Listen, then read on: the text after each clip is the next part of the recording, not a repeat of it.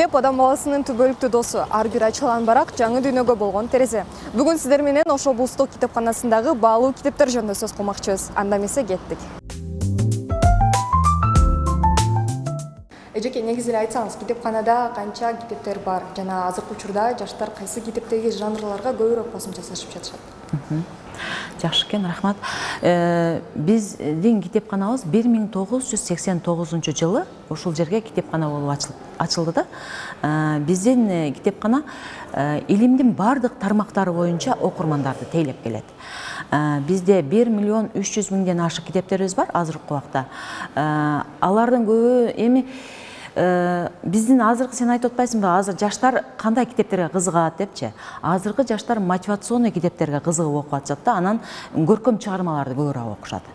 Көркөм чыгармалар эми бизде көп, алында көркөм чыгармалар деле көп. Акын жазуучуларыбыз жазып атпайбы? Ошол чыгармаларды биз окурмандарга берип турабыз да. Китепканада негизи эле жаштарга кандай шарттар түзүлгөн, ошол тууралуу айта кетсеңиз. Китепканада негизинен жаштар үчүн бизде жакшы шарттар түзүлдү. Эгерде китеп окуйм деген окурман үчүн бизде бардык эле шарт бар десем болот да. Мисалы, ар бир китеп окуу менен эле чектелбейт жаштарчы. Интернеттен пайдаланса болот, ноутбуктарды пайдаланса болот. Ар бир залдарда ноутбуктарыбыз бар, интернет бар. Ошолорго байланышып алып туруп окуса болот.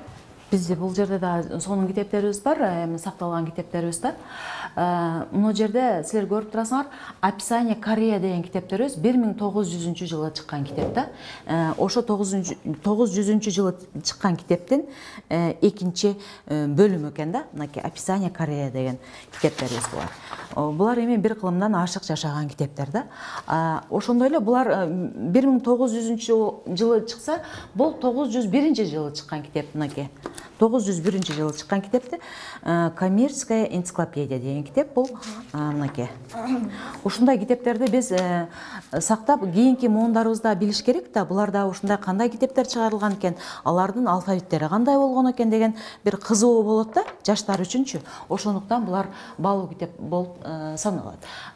Мындай 1900, 901, 902, мына 903 жылы чыккан, 904 жылы чыккан китептер бардыгы жылына карап эле кетип атат да. Мынакей. «Опыт российской библиографии» дейт. Мына китептер дагы бар экен, мынакей. Булар дагы жакшы китептер. Сакталып атат булар дагы. Буну да көрөлүчү 1904 жылы чыккан китеп экен да. Негизинен айтсаңыз, ушул 1901-2 жылдардагы китептер, мындайча айтканда, бир кылым жашаган китептер сакталып калган экен. Бизге кызык болуп жатат, бул китептер сиздерге кандайдыр бир форумдар аркылуу келип калганбы, же белекке келгенби? Булардын келүү тарыхы кандай болгон өзү негизи? Булардын келүү тарыхы эми китепкана болгондон кийин китепти мен башында айтып кетпедимби? Китепти сакташыбыз керек да бизчи. Ошондуктан булар китепкана болуп уюштурулгандан баштап эле ушундай болуп келатат да, сакталып келаткан китептер да булар. Китепкана пайда болгондон баштап сакталып келаткан китеп. Китепканадагы негизи ошол окурмандарга бересиздерби, эгерде бериле турган болсо, кандай шартта бересиздер?